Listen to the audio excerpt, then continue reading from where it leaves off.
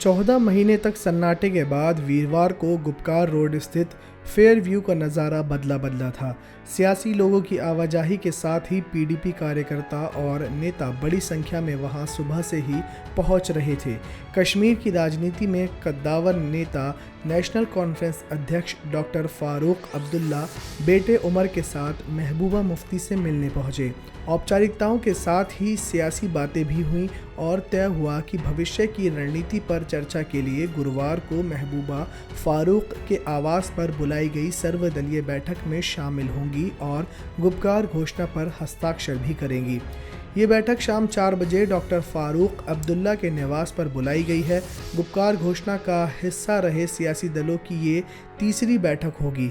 इस गुपकार घोषणा में National Conference, People Democratic Party, People's Conference, Congress और आवामी नेशनल कॉन्फ्रेंस समेत कुछ अन्य क्षेत्रीय दल शामिल हैं। 14 महीने की नज़रबंदी से रिहाई पाने के बाद पूर्व मुख्यमंत्री और पीडीपी अध्यक्ष महबूबा मुफ्ती के गुपकार स्थित घर पर उनसे मिलने वालों का तांता बुधवार सुबह से शाम तक लगा रहा। महबूबा से मिलने के लिए पीडीपी के कुछ सीनियर नेता और पार्टी कार्यकर्ता भी पहुंचे। पीडीपी प्रवक्ता सुहेल बुखारी ने पत्रकारों से बात करते हुए कहा कि महबूबा मुफ्ती की रिहाई को लेकर सुप्रीम कोर्ट में याचिका दायर की गई थी, जिसकी सुनवाई 2 हफ्ते पहले हुई और अगली सुनवाई 2 दिन बाद होनी थी। इसके लिए सरकार को उन्हें रिहा करना पड़ा। उन्होंने बताया कि बुधवार को कुछ सीनियर नेता और पार्टी कार्यकर्ता महबूबा से मिले। बुखारी ने यह भी कहा कि जहां तक महबूबा मुफ्ती के दृष्टिकोण का सवाल है, वो उन्होंने अपनी रिहाई के बाद जारी किए गए ऑडियो के ज़रिए स्पष्ट कर दिया है।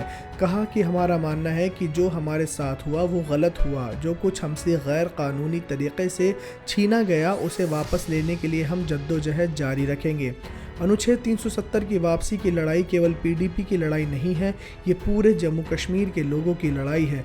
बुधवार को महबूबा से मिलने वालों में वीरी, गुलाम नबी लोन हंजूरा, एजाज अहमद मीर, खुर्शीद आलम, डॉक्टर हरबख्श सिंह, सुहेल बुखारी के अलावा अन्य नेता शामिल थे।